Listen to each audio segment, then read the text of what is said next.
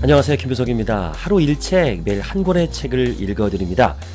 오늘 함께할 책은요, 꿈을 완성시키는 마지막 1%의 정성이라는 책입니다. 이제까지 우리가 믿어왔던 성공의 조건과는 다른 새로운 패러다임을 이야기하는데요. 우리 흔히 스펙 얘기하잖아요. 스펙을 이기는 정성의 힘으로 최악의 상황을 멋지게 반전시키자라는 책입니다. 우선 저자가 과연 그런 이야기를 할 만한 자격이 있는가? 라고 이제 물어볼 수 있는데요. 저는 이 작가인 송수영 님을 잘 알기 때문에 믿음이 갑니다. 어떤 사람들은 자신은 그렇게 살지 않으면서 남한테 들은 얘기 또는 좋은 이야기를 짜집기 해서 쓰는 경우가 있죠. 저도 주변에 많은 분들이 책을 써요. 강사님도 많고. 근데 책을 보고 그분을 보면 이 사람은 왜 책처럼 살지 않으면서 이렇게 얘기를 했을까라고 볼 때가 좀 있거든요. 근데 송수영님은 본인의 이야기를 정말 솔직하게 썼고요. 진정성이 있고요. 거기에 송수영 대표의 강의를 듣고 변화한 많은 사람들의 이야기까지 있어서 신뢰감이 갑니다. 첫 장의 프롤로그를 보면 이런 글이 있어요. Who am I? 나는 누구인가? 레미제라블의 주인공 장발장이 범죄자와 명망 있는 신사라는 두 정체성 사이에 고뇌할 때마다 던지잖아요. Who am I? 나는 누구인가? 이 질문은 정말 항상 살아가면서 우리에게 던져야 될 질문이에요. 자기 개발에 대한 동기부여 강사님들에게도 저도 이 얘기를 좀 해보고 싶어요. 저도 물론 세일즈맨들에게 동기부여를 많이 하는데 항상 제 자신을 돌아보거든요. 나는 누구인가? 나는 과연 그런 말을 할 자격이 있는가? 또는 나는 어디에 와 있는가?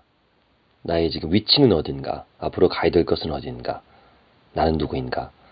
이런 질문을 되게 많이 해요. 사실 인생에서 부딪히는 문제들은 대부분 이 질문에 대한 대답으로 그 방향을 찾을 수 있죠. 송수영 대표 이 저자는 DID 마스터입니다. DID. 들이대의 약자입니다.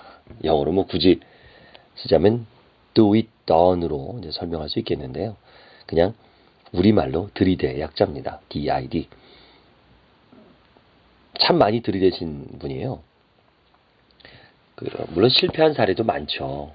들이댄다고 매번 성공하는 건 아닌데 그냥 들이대는 게 아니라 연구를 하고 철저히 준비하고 가능성을 타진하고 그리고 된다 생각하면 들이대는 거죠. 우리가 힘들게 사는 이유는 내 자신을 잘못 알고 있기 때문입니다. 갈 데가 없으니까 이렇게 들어왔죠. 제 인생은 늘 이런 식이에요. 저도 뭘 어떻게 해야 될지 모르겠어요. 이렇게 얘기하는 사람들. 능력이 안 돼서 별 신통치 않은 학교에 다닌다고 생각하는 사람들. 그러다 보니까 미래에 희망이 없다고 생각하는 사람들. 얼마든지 돌파구는 있거든요. 있습니다. 그걸 이제 느낄 수 있어요. 또 왜 사는지 모른다 이렇게 많은 사람들이 얘기하죠. 나는 왜 사는지 모르겠다. 근데 이런 사람이 있어요. 나는 사람이 달에 가도록 돕는다. 이런 엄청난 소명의식을 가진 사람 누굴까요? 미국 항공우주국 나사에서 근무하는 경비원이 이런 말을 했답니다. 자, 이 경비원은 경비를 어떻게 할까요? 이럴 때마다 그의 눈빛과 얼굴은 어떨까요? 아마겟돈에서 브루스 윌리스가 맡은 배역처럼 사명감과 책임감에 가득 찬 사람일 겁니다. 이런 비전을 갖고 있다면 그건 어쩌면 지구를 구해낼지도 모를 것 같아요. 실은 인생의 절반이라는 사실 우리는 모르는 것 같습니다. 인생을 살면서 시련이 없다면 없고 싶죠. 누가 시련을 바라겠습니까? 평탄하게 살고 싶고 행복하게 살고 싶고 우린 기도하잖아요. 행복하게 살게 해주세요. 고난이 없게 해주세요. 고난이 없고 시련이 없으면 행복이 뭔지도 모를 것 같아요.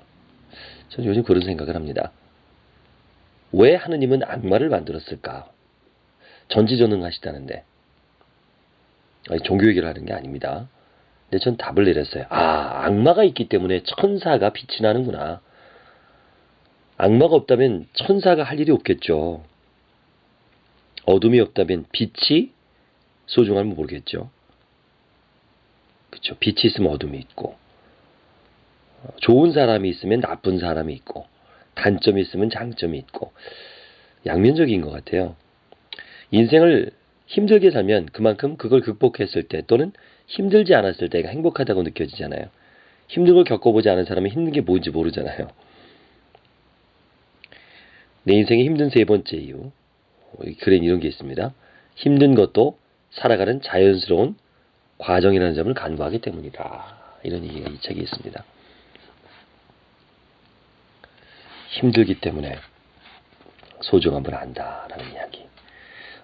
책에 보면 워낙 주옥 같은 게 많아서 제가 줄을 안 치고 봤어요. 탁 열어도 다음 페이지에 딱 열어도 거기에 힘을 줄 수 있는 이야기들이 있거든요. 근데 갑자기 찾아보고 싶은 부분이 있어요. 그러니까 책 한 권 뒤에는 100권의 책과 10권의 공책이 있다. 이 부분이 저를 사로잡았습니다. 저도 요즘 책을 쓰고 있고 이제 원고가 다 넘어가서 이제 출판사로 갔고요. 이제 프롤로그만 쓰려고 하는데 이 글을 보고서 많이 창피했습니다. 송소영 대표가 2009년에 첫 책을 출간한 뒤에 글을 더 잘 쓰고 싶은 마음에 자료를 많이 찾았어요. 그 과정에서 내 마음을 흔든 책이 김택환 작가의 쉐이크였습니다. 김탁환은 불멸의 이순신, 나 황진이 등 세간의 화제가 된 드라마의 원작을 썼을 뿐만 아니라 한국 고전 소설의 세계 같은 연구서, 그리고 로봇의 시대가 왔다 등의 시리즈 등 다양한 분야의 이야기를 창작해낸 사람이에요. 탁월한 스토리텔러로 많은 독자층을 형성한 작가죠. 이야기 한 줄을 창조해내기까지 그 과정을 상세히 들여다보면 참 부끄러웠습니다. 저도 부끄러웠어요. 그는 이야기꾼이 되고 싶은 이들이 테크닉 이야기는 아닌 자세를 배워야 한다고 했습니다. 자세는 이야기 구성에서 완성까지 이야기꾼이 가지고 있어야 하는 일관된 마음가짐과 그로부터 만들어지는 구체적인 행동의 합일입니다. 테크닉을 부지런히 익혀나간다고 자세가 저절로 잡히는 것이 아니고요. 오히려 자세를 정함으로써 국민마다 활용할 테크닉이 정해지지요. 라고 얘기합니다. 이 김탁환님이 쓴 책 이제 쉐이크에 있는 내용을 송성 대표가 이쪽에 옮긴 거예요. 저도 이 책을 꼭 사서 봐야겠습니다. 쉐이크. 쉐이크라고 이름을 정한 건 자신의 이야기를 읽은 사람들이 이때까지와 다른 감정과 행동에 흔들림이 있기를 바라기 때문이라고 했습니다. 그 흔들림이 적극적인 실천이나 변신, 파괴 등으로 나아갈 수도 있지만 이야기를 거기까지 미리 정하고 만들 수는 없으니까 무브, 체인지보다는 쉐이크가 적절하다는 거죠. 그래서 그런 장편 소설을 쓰는 이유가 당신이 쓴 이야기 책을 읽은 후에 내 인생을 찬찬히 돌아보게 됐습니다. 라는 엽서 한 장을 받기 위해서라고 했어요. 그는 적어도 나 같은 독자에게는 그 목적을 달성했죠. 자, 쉐이크를 읽고 흔들렸고 내가 그를 대하는 자세를 천천히 돌아보게 됐다라고 말합니다. 그래서 엽서를 보냈대요. 내 마음을 흔들어 주셔서 나를 돌아보고 반성할 수 있게 해주셔서 감사하다고요. 그의 여러 가지 조언 가운데 가장 인상적인 것은요. 100권의 책과 10권의 공책이었습니다. 자, 100권의 책과 10권의 공책의 의미는요. 이런 거예요. 자, 베콘의 책은 내가 쓰는 이야기가 과연 무엇인지 명확히 정리하고 그 이야기를 전개하는 데 필요한 모든 지식과 정보를 얻기 위해서 필요한 겁니다.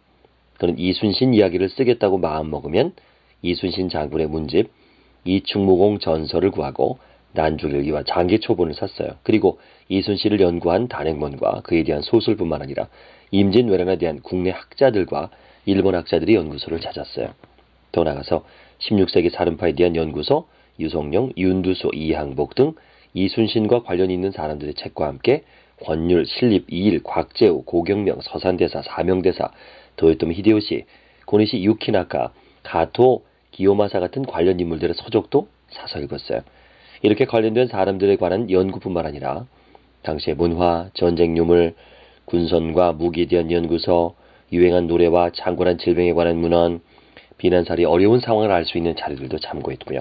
이순신에 관해서는 그 어디에 내놓아도 빠지지 않는 전문가가 됐습니다. 100권의 책에 대한 그 이야기를 들으면서 저도 이 글을 읽으면서 참 어설프게 저도 책을 쓰고 있었구나 반성을 하게 됐어요. 10권의 공책은 이런 겁니다. 이야기를 만들기 위해서 필요한 아이디어와 자료를 직접 기록하고 정리하는 데 사용했는데요.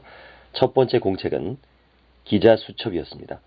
여기에 길에서 순간순간 떠오르는 단상을 기동성 있게 바로바로 메모하고 그날 한 일을 간략히 기록합니다. 두 번째 공책은 독서록이었어요. 100권의 책에 대한 가치를 각각 기록하고 중요 부분들의 발췌를 모아두는 것이었습니다. 이 공책만 훑어봐도 본인이 하고자 하는 이야기 관련 정보를 되새길 수 있죠. 세 번째 공책은 몽상록이었습니다. 이 공책 앞에는 공든탑을 무너뜨려라 라고 적혀 있었습니다. 이야기의 줄거리를 20번 혹은 30번씩 완전히 새로 써보는 겁니다. 이야, 30번, 20번, 30번. 이렇게 하면 자신이 정말 하고 싶은 이야기를 찾을 수 있죠. 분량은 2페이지 이상을 넘기지 않습니다. 네 번째 공책은 습관록이에요. 등장인물들의 세세한 습관까지 미리 정해두는 겁니다. 가장 인상 깊은 것은 다섯 번째 공책인 답사기예요. 이야기가 펼쳐지는 공간을 구체적으로 정리해두는 것인데요. 김탁환은 이야기의 생생한 느낌을 살리려고 답사를 대단히 중시하고 답사에 가능한 한 모든 정성을 기울였습니다. 답사를 가기 전에 최소한 1시간 단위로 자세하게 스케줄을 짰고요. 반드시 가야 할 곳, 만나야 할 사람 등을 미리 선별하고 사전 연락에 협조를 구하는 방법 같은 것도 답사기에 적었습니다. 먼저 그 장소를 답사했던 이들의 기행문을 읽고 각종 관련 지도도 미리 준비했습니다. 답사를 통해 그 장소의 모습뿐만 아니라 냄새와 맛, 소리와 감촉까지 모든 것을 답사기에 담았어요. 그리고 답사 현장에서 적어도 1페이지 정도는 이야기에 넣을 문장을 기록하는 시간을 따로 마련해 줬습니다. 예를 들면 소설 밀림무정의 작가의 말은 러시아 연해주 라조 자연보호지역 밀림에서 썼다 그래요. 호랑이의 발자국을 보고 호랑이가 먹다 남긴 사슴의 앙상한 뼈를 만지며 호랑이의 똥냄새를 맡고 호랑이가 핥힌 나무 줄기에 등을 기대고 쓴 작가의 말이 도시의 지필에 실서 책에 둘러싸여 쓴 작가의 말보다 이야기의 본질을 잘 드러낼 거라고 믿었기 때문입니다. 이야, 맞는 얘기네요. 진정한 프로입니다. 자, 아직도 공책이 남았어요. 4개문이나. 6번째 공책은요, 나날이라고 이름을 붙였습니다. 여기에는 이야기가 진행되는 시간을 정리했어요. 7번째 공책은 단어장입니다. 이야기와 관련된 전문 용어들을 따로 정리해 두었습니다. 8번째 공책은 주제일기였어요. 이야기에서 본인이 하고 싶은 핵심 사상이나 주제를 정리했습니다. 9번째 공책은 소품기였어요. 이야기에 사용할 물품에 대해서 집중적으로 정리하는 곳입니다. 10번째 공책의 이름은 뭘까요? 한결같음의 힘. 한결같음의 힘. 여기에는 매일매일 작업량과 시간을 기록했습니다. 지필량이나 지필 시간이 달라지지 않고 한결같은 평상심을 유지하는 것이 이야기의 완성도를 높이는 데 중요하다고 생각하기 때문입니다. 그러니까 다이어리 같은 거네요. 시간관리 노트장. 저는 10번째 공책에 또 가슴에 와닿습니다. 한결같음의 힘, 꾸준함의 힘. 굉장히 중요하죠. 한결같음의 힘. 이야기는 몸으로 쓰는 게 아니라 온몸으로 쓰는 거래요. 몸으로 쓰는 것이 아니라 온몸으로 쓰는 거랍니다. 몸이 지치면 이야기도 지치고 몸이 아프면 이야기도 아픈 법이니까요. 10권의 공책을 온몸으로 채워나가는 작가의 모습이 떠오르지 않으십니까? 정말 온몸을 다해서 정성을 다해서 영혼을 실어서 만든 이야기가 책으로 빚어져서 나에게 진한 감동을 준 거죠. 그냥 세상에 공짜가 없는 것 같습니다. 이 작가가 쓴 책 판매량이 뭐 엄청나겠죠. 자, 쉐이크란 책 저도 읽어보고 싶습니다. 여러분도 한번 정말 전문가가 되고 싶다면 이 책을 읽고 자극을 받아야 되겠습니다. 누구나 리더가 될 거고요. 또 리더가 됐을 때 가장 고민되는 부분이 어떻게 우리 직원들 또 팔로워들을 교육을 시킬까라는 부분일 거예요. 어떻게 하면 직원들이 스스로 일에 몰입하게 할까라는 부분이 가장 고민이 되실 겁니다. 거기에 대한 명쾌한 해답이 또 이 책에 있습니다. 송소영 님이 직접 고민하고 해결했던 부분이니까요. 기업의 오너나 CEO도 이런 문제를 다 갖고 계실 거예요. 자, 송소영 대표가 외식업체 강강술래에서 기획이사로 일하면서 직원들이 업무에 창의적으로 몰입하게 하려고 시도한 것이 교육입니다. 먼저 조직에서 허리 역할을 하는 중간 관리자들을 위한 교육 과정을 기획했어요. 교육의 가장 큰 목적은 그들이 자신들이 하는 일의 가치를 깨닫고 자긍심을 갖게 하는 것이었습니다. 식당에서 하는 일은 단순해 보이죠. 위생과 청결이 중요하니까 몸을 써서 해야 하는 일이 많습니다. 손님들을 모시고 서비스를 제공해야 되니까 자신이 작아 보이죠. 진입 장벽이 낮아서 경제적으로 힘들 때 들어온 사람이 많습니다. 그러다 보니까 주어진 일을 열심히 하는 사람은 있어도 자부심을 가지고 새로운 일을 시도하는 창의성을 발휘하는 이들은 적었습니다. 하지만 사람의 이 몸으로 들어가는 음식을 다루고 섬김과 배려를 통해서 위로와 힘이 되는 품격이 있는 서비스를 제공하는 그 외식업체의 가치는 절대 낮은 게 아니거든요. 최고의 서비스로 유명한 리치칼튼 호텔의 사원은요, 신사숙녀를 모시는 신사숙녀입니다. 조직의 허리인 중간관리자들이 이러한 가치를 인식을 하고 업에 대한 자부심과 자존감을 갖기를 바랬습니다. 두 번째 목적은요, 업무를 통해서 자신을 훈련함으로써 목표를 이룰 수 있다고 자각하게 하는 것이었습니다. 기업에서 일하는 많은 사람들이 자신이 하는 일의 업무의 의미를 진지하게 생각하지 않거든요. 업무량이 조금 많아지면 죽겠다고 불평하고요. 조금 줄어들면 남는 시간을 하찮은 일을 하면서 죽입니다. 하루를 편하게 보내는 것을 다행으로 여기고 심지어는 자랑까지 하죠.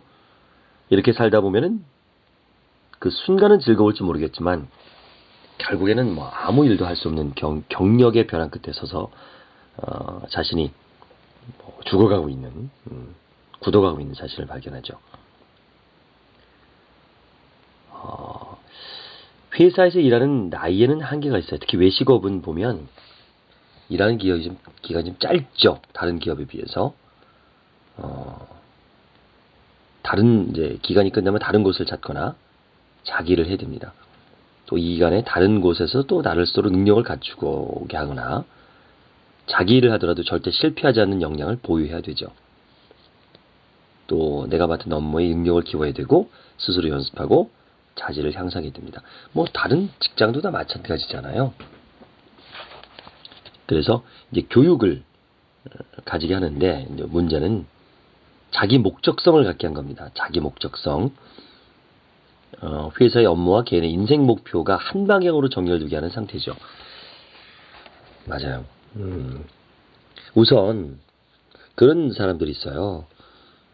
회사의 목표가 자기의 목표에 일치된다. 이것보다는 먼저 내 목표가 좀 먼저라고 생각합니다. 그러니까 직원 하나하나가 자신의 목표를 갖게 하고 그 목표에 회사가 도움이 된다라고 생각을 하는 게 맞죠. 회사에 기대는 게 아니라 자기 주체성, 자기 목적성을 먼저 갖고 거기에 회사가 적합하구나 라고 생각을 하는 거와 회사가 자기에게 목표를 달라고 주라고 하는 건 좀 다르거든요. 그래서 보통 요즘 젊은 친구들을 보면 회사가 비전을 주기를 바래요. 그렇지 않거든요. 회사는 비전을 주지 않거든요. 자기가 어떻게 하느냐에 따라서 달라지는 거잖아요. 그걸 알게 해주는 거죠. 그런 교육을 해준 겁니다.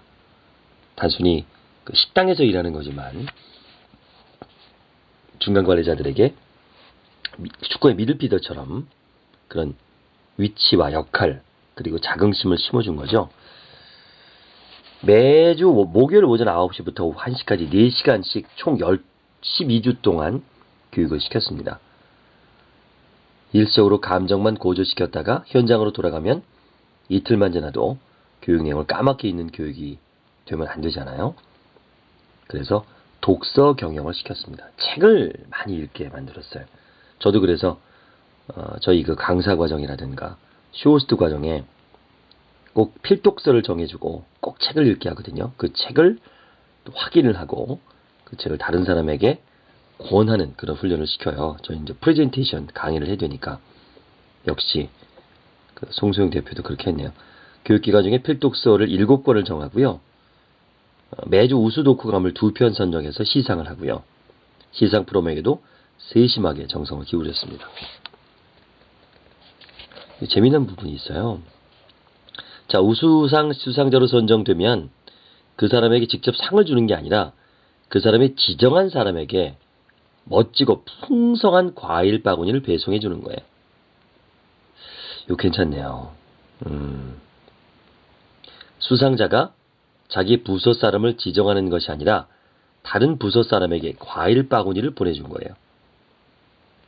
갑작스럽게 과일 바구니를 받은 다른 부서 사람은 깜짝 선물에 놀라우면서 과일을 여러 사람과 나누어 먹으면서 서로 즐거워하고 고마워했습니다.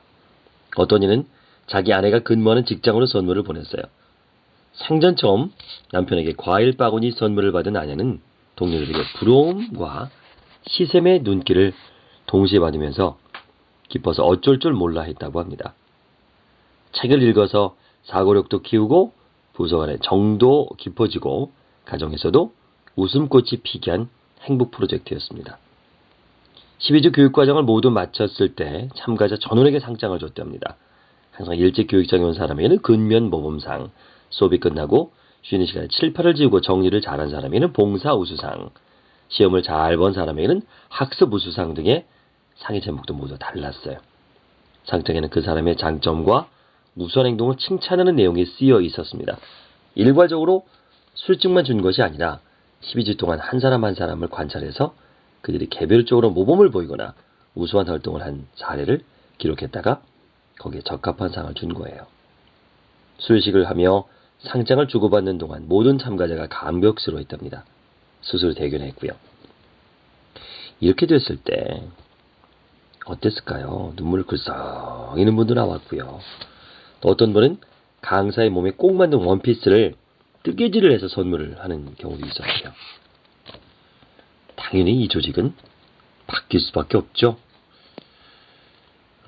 예상은 되는데 누구나 그런 용기를 내서 하려고 하지 않는 게 문제가 되겠죠. 용기를 내고 도전해야겠습니다. 저도 마찬가지고요.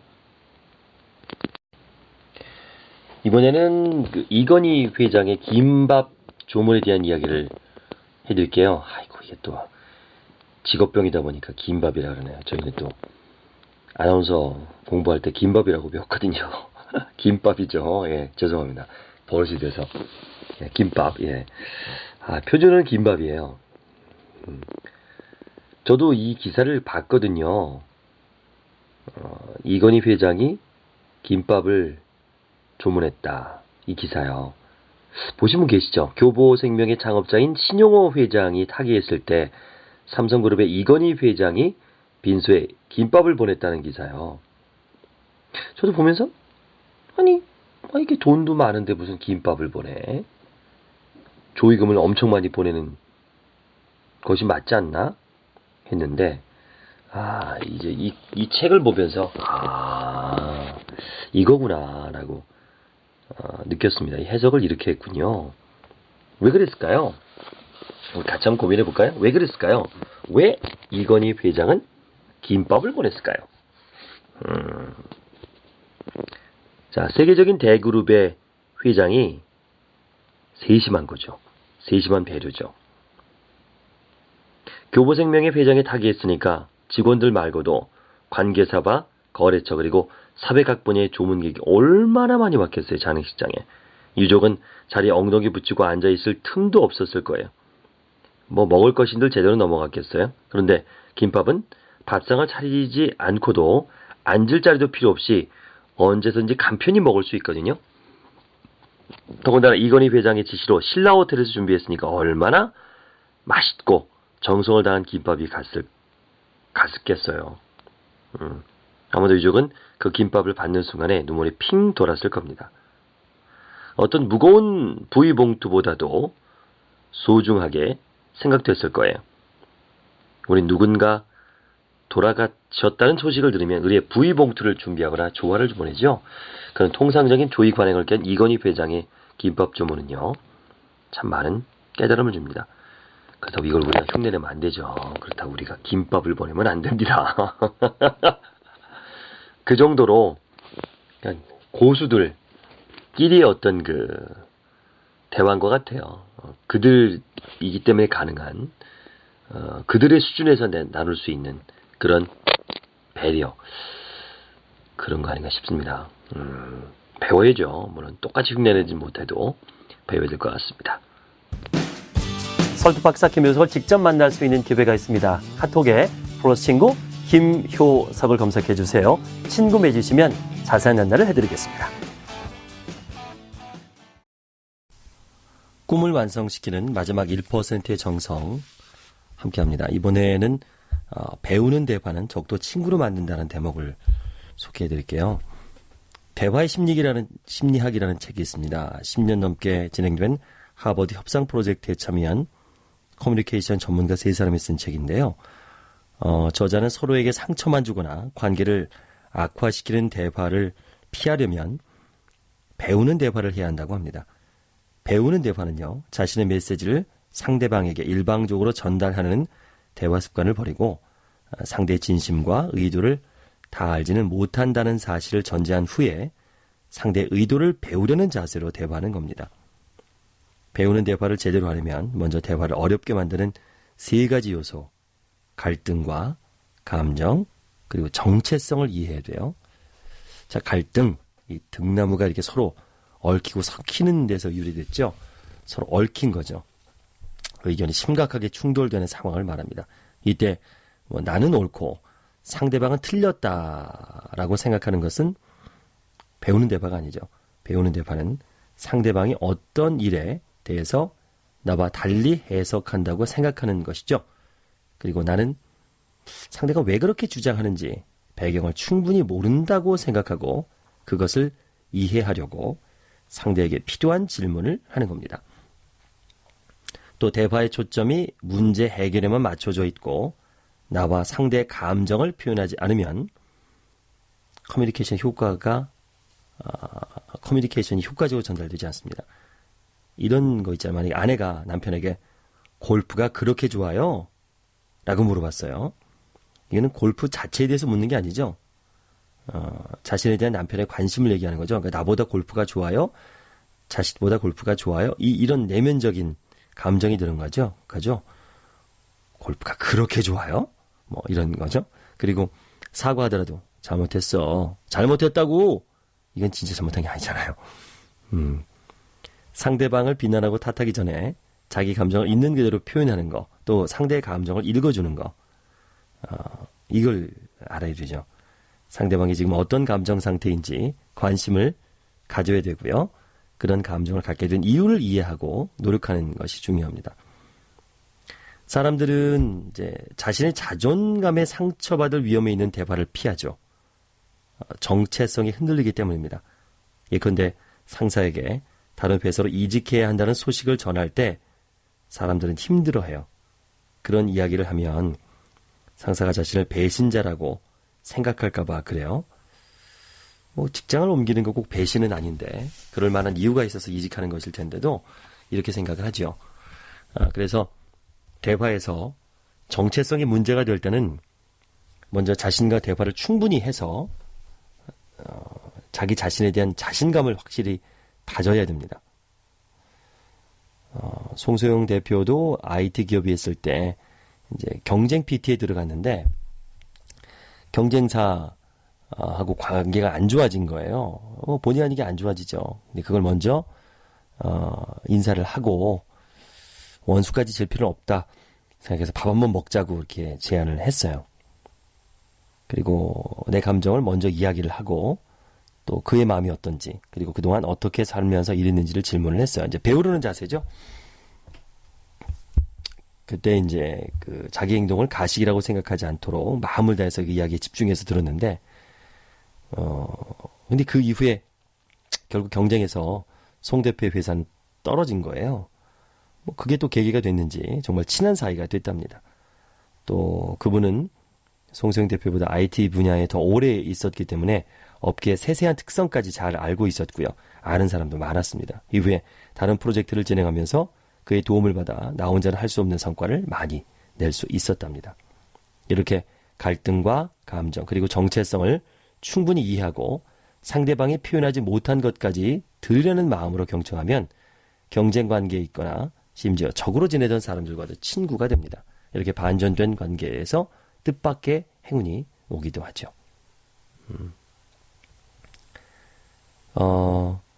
귀인에 대한 이야기 지난번에도 제가 한번 그 책을 읽어드린 적이 있는데 3명의 귀인이 있네요. 멘토형 귀인, 친구형 귀인, 작은 귀인. 그런 거죠. 멘토형 귀인은 이제 윗사람, 친구형 귀인은 주변 사람, 그리고 작은 귀인은 뭐 제자라든가 후배라든가 이렇게 내가 돌봐야 될 사람들. 오히려 근데 그런 사람들이 나중에 귀인이 돼서 찾아오죠. 그런 것 같아요. 저도 작은 귀인, 제자 덕을 좀 보거든요. 저도 요즘 당연히 멘토형 귀인은 뭐 도움이 많이 되죠.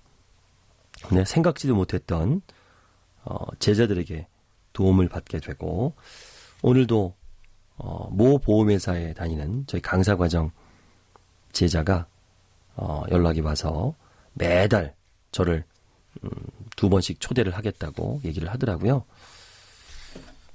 고맙죠. 정기적으로 이렇게 불러준다니까 얼마나 좋습니까? 열심히 하려고요. 귀인은 이렇게 사방에 있는 것 같아요. 평소에. 그래서 정성을 들여서 사람의 관계를 맺어야 되겠습니다. 이번에는 명품 정성, 짝퉁 정성을 소개해드립니다. 송소영 대표의 책을 보면 멋진 프로필 사진이 있어요.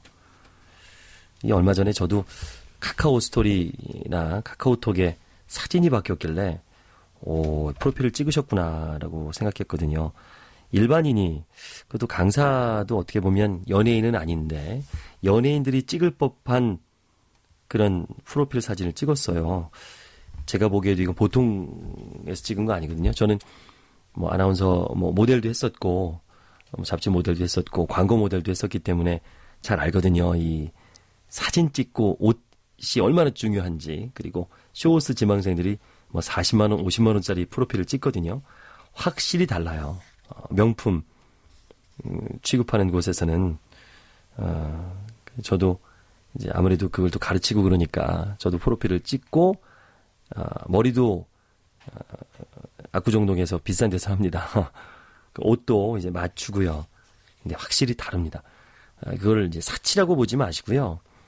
자기 자신에 대한 투자라고 보세요. 한 번쯤은 헤어스타일 좀 유명한 곳에서 한번 해보시고요. 프로필 사진도 한번 찍어보고요. 옷을 맞추는 것도 되게 좋죠. 근데 좀 부담되시면 빌려주는 데가 있거든요. 그래서 이렇게 좀 몸에 맞는 그런 옷을 잘 골라서 협찬을 해주거나 협찬은 안 되죠. 이제 연예인이 아니니까. 그래서 빌려줍니다. 이렇게 저렴한 금액에 그런 데 많아요. 제 제자도 하는 데가 있고. 그래서 확실히 그렇게 찍어 놓으면 그 사진을 계속 바꾸는 거죠. 요즘 뭐 SNS가 많으니까 프로필도 바꾸고 홈페이지도 바꾸고 블로그도 올리고 자기는 휴대폰에도 넣고 다니고 그럼으로 해서 자기 자신이 명품이 되는 거거든요. 그래서 좀 도전해 보셨으면 좋겠어요. 남들과 다른 정성을 들인 차별화 시도해 보시기 바랍니다. 영국에 4살 때 아버지가 열병으로 돌아가시고 12살 때 어머니마저 당뇨병으로 세상을 떠난 소년이 있었습니다. 소년은 청년이 되자 제1차 세계대전에 참전을 했고요. 전쟁 중에 그는 치어하기로 악명이 높았던 소음 전투에 참여해서 수만 명이 목숨을 잃는 현장에 있었습니다. 그곳에서 자신의 친한 벗 2사람이 전사하는 아픔을 겪었죠. 그리고 본인은 참호열이라는 병으로 귀국을 해야 됐습니다. 자, 이런 경험을 했다면 과연 나는 어떤 인생을 살았을까요? 부모님은 일찍 여의고 전장에서 친구와 전우를 잃은 참혹한 경험, 그리고 그런 온몸으로 겪게 된다면 어떤 사람이 될까요? 어쩌면 술과 욕설로 세월을 보냈을지는 모릅니다. 그런 경험을 하고도 전혀 예상 밖의 인생을 살아낸 사람이 바로 반지의 제왕을 쓴 존 로널드 듀엘 톨킨입니다. 반지의 제왕은 해리포터 시리즈와 함께 전 세계적으로 판타지 붐을 일으킨 작품이죠. 아니 해리포터 시리즈도 반지의 제왕에서 많은 영감을 얻었다고 할 수 있습니다. 그런데 엄청난 상상력이 필요할 것 같은 그 작품을 쓸 당시 작가의 나이가 무려 62살이었답니다. 그는 유럽의 켈트족이나 게르만족 같은 북구 신화에 많은 관심을 가졌습니다. 그리고 그것을 30년 이상 지속적으로 연구했고요. 그 결과물이 바로 반지의 제왕이었습니다. 자, 이런 톨킨의 삶을 보면서 어떤 걸 우린 생각하게 될까요? 그러니까 DID. 머뭇거리지 말고 아이디어가 떠오르는 대로 바로 실행에 옮기자. 즉시 들이지자는 행동 약식을 전파를 하는 거죠. 자, 이것이 한 번 들이대고 안 되면 바로 다른 것을 찾아 떠돌아다니는 결과를 낳지 않을까 걱정이 되는데요. 자, DID는 그런 게 아닙니다. 한 번 들이댔다고 해서 모든 일이 자동으로 잘 풀려나가는 일은 흔치 않아요. DID 하는 것은 시작에 불과합니다. 일단 시도해서 물꼬를 트는 기능을 하는 거죠. 사람들이 시작도 해보지 않고 포기하는 것이 안타까워서 실행력을 강조하려고 DID를 외쳤습니다. 하지만 시작만큼 중요한 것이 끝이죠. 변화영역연구소 구본영 소장은요, 이 세상에 실패는 3가지 유형이 있다고 했습니다. 첫 번째 실패는 싫어하는 분야에서 성공하는 거요. 이것은 불행한 성공이죠. 이 성공이 불행한 이유는 공허하기 때문입니다. 이런 종류의 성공에는 불행을 감출 화장 도구가 필요해요. 큰 차와 큰 집 그리고 사치와 거두림이 그거죠. 결국 이런 성공을 거둔 사람들은 돈과 재미로 모든 것을 치장하고 그것으로 주변의 추앙을 받으려고 합니다. 하지만 자신의 내면은 늘 공허하고 껍데기를 벗고 싶다는 생각을 하죠. 겉으로는 성공한 것처럼 보이지만 자기 자신이 되는 것에는 실패한 유형인 것입니다. 두 번째 실패는 좋아하는 것에서 실패하는 겁니다. 이게 진짜 제대로 된 실패죠. 이런 실패는 훌륭한 학습이 돼서 실패자는 결국 진정한 성공을 거두기 때문입니다. 세 번째 실패는 아무것도 하지 않는 겁니다. 여긴 사실 실패도 없고 성공도 없습니다. 자신이 결정한 게 아무도 없기 때문에 세상이 이끄는 대로 그냥 따라가죠. 목표가 없으니까 의도도 없고 실패도 없는 겁니다. 인생을 허투루 낭비했기 때문에 이것은 완벽한 실패입니다. 결국 한 번뿐인 인생을 의미 있게 만들려면 자신이 좋아하는 분야에서 자신만의 프로젝트를 시도하고요. 실패하더라도 그것을 학습의 발판으로 삼아서 될 때까지 해야 됩니다. 비록 30년이 넘게 걸리더라도 그 인생은 자신에게 가장 당당한 삶이 됩니다. 그러한 과정을 거쳐서 도출된 결과물은 사람들에게 진정한 감동을 주죠. 맞아요. 자신의 삶을 통해서 가치 있는 뭔가를 이루고 떠난 사람들의 공통점을 보면 지속적인 인내와 집요한 끈기로 목표를 향해 계속 실행해 나갔다는 겁니다. 저도 꾸준히 하려고요. 자, 일어나서 박수 치십시오. 나에게 그동안 고생했고 앞으로 고생할 나에게 격려의 박수를 쳐주시고요. 힘들고 어렵다면 이 책 마지막 1% 정성으로 포기하지 않고 끝까지 정성을 다해서 들이대시기 바랍니다. 듣자마자 사고 싶은 화법을 제가 직접 만들어 드립니다. 010-4274-1163 010-4274-1163으로 문자 주세요.